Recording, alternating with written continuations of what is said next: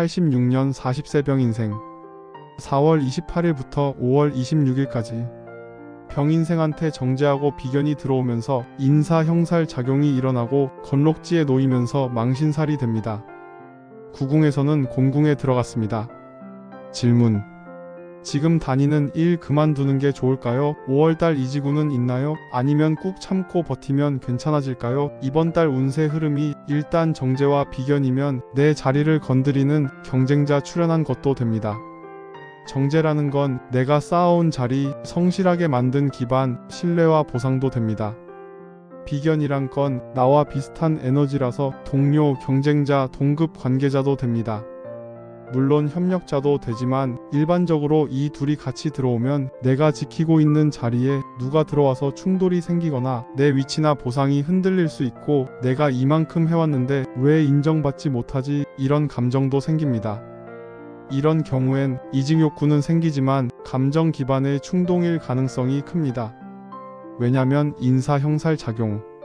협력자, 조력자라는 좋은 흐름보다는 사람 간 충돌, 오해, 무너지는 신뢰가 됩니다.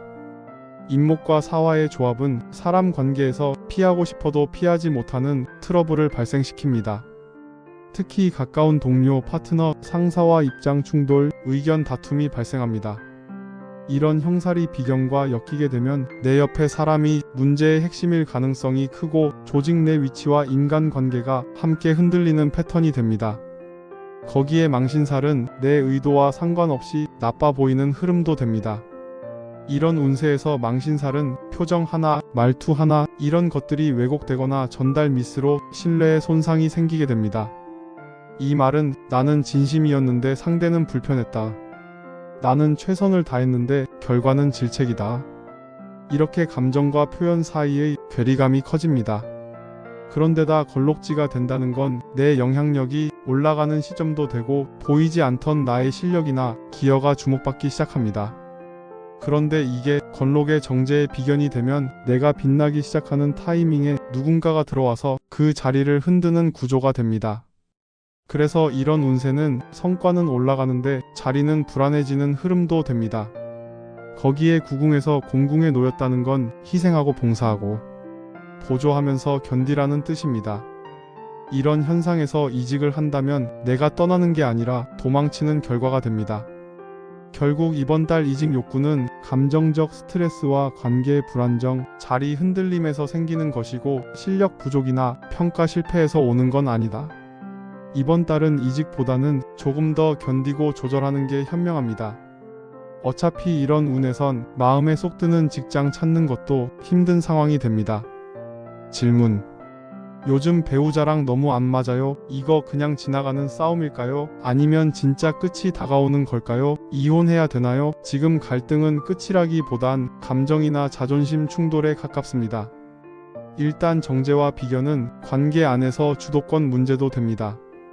정제는 내가 쌓은 것, 지켜온 질서, 안정된 관계도 되고 비견은 나와 동급이고 비슷한 성향도 되지만 에너지 작용에 따라서는 충돌하는 존재도 됩니다. 이렇게 되면 내가 중심 잡고 있는 관계 안에 나만큼 주장 강한 존재가 들어와서 서로 양보하지 않으려는 충돌이 벌어지는 모습도 됩니다. 그렇다면 배우자와 갈등이 사건 때문이 아니라 서로 간의 관계에서 오는 긴장 때문입니다. 어떻게 보면 누가 맞고 틀렸냐 이런 싸움이 아니라 누가 중심을 잡을 거냐 이런 싸움이 될 수 있습니다. 거기에 인사 형살에다 망신살이 되면 감정의 오해나 표현 실수가 됩니다. 형살은 사람 사이의 미묘한 입장 충돌, 해석의 차이가 생깁니다. 그래서 이런 운세의 싸움은 사소한 말이 진심처럼 마음에 박힙니다. 평소엔 그냥 넘길 말도 이런 운에선 칼처럼 박힙니다. 거기에 걸록질한 건 내가 가진 실력, 자존감, 영향력이 제일 강해집니다. 그러다 보니까 내 목소리를 내기 시작합니다. 그동안 조용히 유지되던 관계의 균형이 깨지는 것처럼 보입니다. 결국 지금의 갈등은 진짜 관계가 나빠져서가 아니라 내가 내 자신을 더는 억누르지 않기 때문에 생기게 된 갈등입니다. 이렇게 싸움의 원인은 감정이 아니라 구조의 균형이 깨졌기 때문입니다. 조금만 더 인내하고 조절하면 됩니다. 이혼은 지금처럼 감정이 예민하고 상대에 대한 오해가 극대화되는 시기엔 절대 선택하면 안 됩니다. 50년 76세 경인생 4월 28일부터 5월 26일까지 경인생한테 겁재하고 편관이 들어오면서 인사 형살 작용이 일어나고 장생지에 놓이면서 망신살이 됩니다. 구궁에서는 공궁에 들어갔습니다. 질문. 건강은 아직 괜찮은데 앞으로 남은 시간은 뭘 하면서 보내야 될까요? 지금의 운세는 어떤 느낌이냐면 겉으로는 몸은 버틸만한데 속으로는 내가 누구고 뭘 위해 살아야 될지 흐릿해지는 시기도 됩니다. 장생지는 응원받고 보호받으면서 새로운 싹을 틔우는 겁니다. 그러니까 이 시기엔 뭘 하나? 새로 시작해볼까? 그런 마음이 올라옵니다.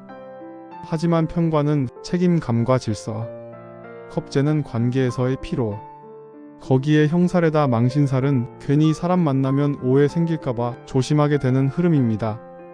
그러니까 결국 몸은 괜찮은데 마음이 어디를 향해야 할지 모르겠는 상태가 이번 달입니다. 이럴 땐 일보다는 의미를 찾아야 됩니다.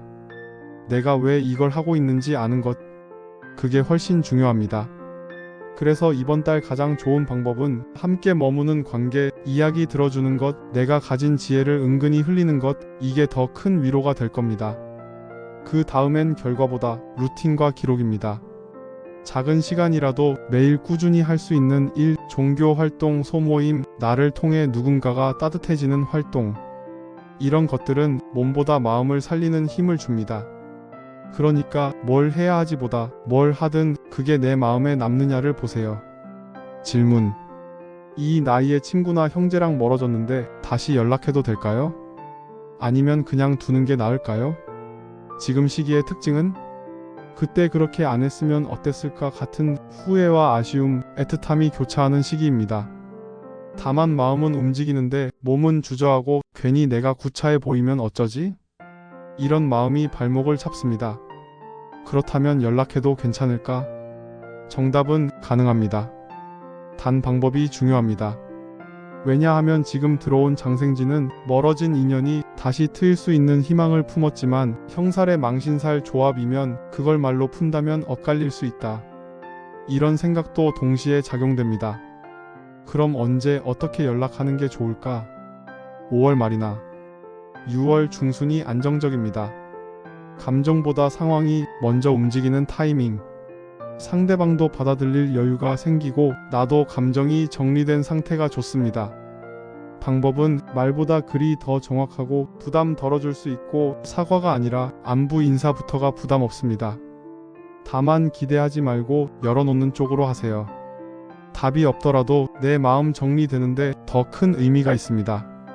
결국 그 사람이 나한테 다시 따뜻하게 대하든 아무 말도 없든 그건 결과일 뿐이고 나는 내 마음을 부드럽게 풀어낼 수 있는 사람이다. 그걸 확인할 수 있다면 그 인연은 다시 시작될 겁니다.